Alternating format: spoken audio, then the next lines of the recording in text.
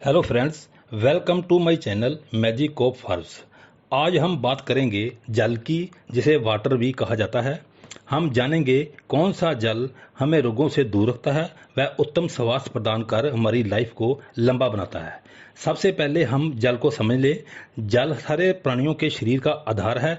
धरती की 75% सतह जल से भरी है, जिसमें 97% जल समुद्र में और 3% जल नदियों और झीलों में भरा पड़ा है। हमारे शरीर का 2/3 हिस्सा भी जल या तरल पदार्थ से बना होता है। रक्त, जिसे मानव शरीर की जीवन रेखा कहते हैं, उसका भी 83% जल होता है। रक्त शरीर के हर अंग तक विटामिन, मिनरल्स और जरूरी पोषक तत्व आदि को पहुंचाने का काम करता है। चाहे कोई मनुष्य बिना भोजन के 1 महीने तक जीवित रह सकता है, पर अगर उसे 1 हफ्ता जल ना दिया जाए तो वह प्राणी मर जाएगा। इसलिए जीवन की शुरुआत जल से ही हुई है। जल हमारे शरीर की बाहरी और अंदर की सफाई के लिए बेहद आवश्यक है। पूरे शरीर में ऑक्सीजन पहुंचाने का काम जल ही करता है। हड्डियों के सभी जॉइंट्स में लुब्रिकेशन बनाए रखने के लिए जल की ही जरूरत होती है। खाना पचाने में भी जल का बहुत महत्व है। जल से ही चेहरे पर झुर्रियां नहीं पड़ती, वह त्वचा का तेज बना रहता है, मनुष्य स्वस्थ रहता है। दिन में 8 से 10 गिलास जल जरूर पीना चाहिए, पर यह मात्रा कई बातों पर निर्भर करती है, जैसे लिंग, उम्र, शारीरिक गतिविधियों का स्तर व पर्यावरण वगैरह। जल अच्छे स्वास्थ्य को सुनिश्चित करता है। अगर जल शुद्ध होगा तो हमारा स्वास्थ्य भी उत्तम होगा। इसलिए जरूरी है कि हम जो भी जल पिएं वह शुद्ध हो। तो हमें कौन सा जल पीना चाहिए जिससे स्वस्थ और लंबा जीवन मिले? जल ठंडा पीना चाहिए या गर्म पीना चाहिए? वैसे तो बारिश का जल प्रदूषित नहीं होता, अगर इसको साफ बर्तनों में रखा जाए तो बहुत बढ़िया है, लेकिन ये जल हमेशा नहीं मिलता। इस जल में साली चावल चांदी के बर्तन में पकाए गए हों तो वह ऊजिंग नहीं करते, यही सबसे अच्छे जल की निशानी है।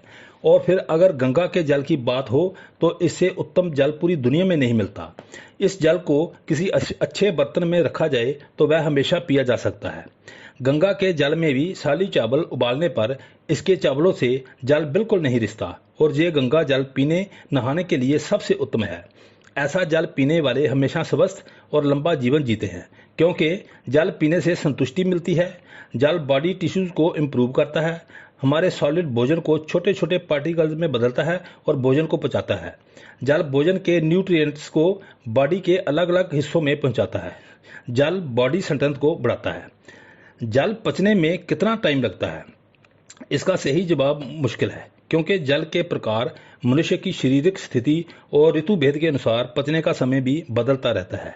सामान्यतः एक स्वस्थ व्यक्ति में शुद्ध जल 6 घंटे में पचता है, उबाल कर ठंडा किया जल 3 घंटे में पचता है और गुनगुना जल 1.5 घंटे में पचता है। अष्टांग हृदय संग्रह में जल के नियम कुछ ये भी बताए हैं। एक प्रदेश का जल जब तक हजम न हो, दूसरे प्रदेश का जल तब तक नहीं पीना चाहिए। अब बात करते हैं, जल ठंडा पीना चाहिए या गर्म गुनगुना जल, या फिर उबाल कर ठंडा किया जल? ठंडा या गर्म दोनों ही तरह के जल अलग अलग परिस्थितियों में फायदेमंद है। उबला हुआ जल भी फायदेमंद होता है। ठंडा जल, कोल्ड वाटर। ठंडा जल पीने से गर्मी, पित्त की अधिकता, शरीर का विषैलापन, जलन होना, चक्कर आना, इंडाइजेशन, थकावट, वॉमिटिंग, बेहोशी, अल्कोहलिक इंटॉक्सिकेशन, डायरिया और रक्तपित्त में लाभकारी होता है। पर ठंडा जल ऐसी हालत में नहीं पीना चाहिए जब कॉमन कोल्ड हो, पसलियों में दर्द, स्टिफनेस इन द थ्रोट, बात रोगों में और घी, तेल आदि से बड़े पदार्थों के खाने के बाद ठंडा जल नहीं पीना चाहिए। वार्म वाटर, गर्म जल। गुनगुना जल कफ के दोषों को खत्म करता है, पाचन शक्ति को बढ़ाता है, भूख लाता है, यूरिनरी सिस्टम्स को की सफाई करता है, गले के रोगों में हिचकी, अफारा और सांस फूलना, पसलियों का दर्द, बात रोगों को ठीक करता है, कब्ज को दूर कर डाइजेस्टिव सिस्टम को मजबूत बनाता है। गुनगुना जल इन सब स्थितियों में लाभदायक है। उबाल कर ठंडा किया जल, बॉइल्ड एंड कूल्ड वाटर। ऐसा जल तीनों दोषों, वात, पित्त, कफ को दूर करता है। इस जल से जलन, डायरिया, ब्लीडिंग डिसऑर्डर्स, बेहोशी, मध्य intoxication due to toxic substances, प्यास, वॉमिटिंग और चक्कर आना जैसी समस्याओं से राहत देता है। और सबसे बड़ी बात, सुबह उठते ही जल पीने से सब तरह के रोग खत्म होते हैं और मनुष्य को जल्दी बुढ़ापा नहीं आता, वह लंबा और स्वस्थ जीवन जीता है। इसलिए जल ही जीवन है। तो ये है आज की वीडियो। उम्मीद है आपको वीडियो अच्छी लगी।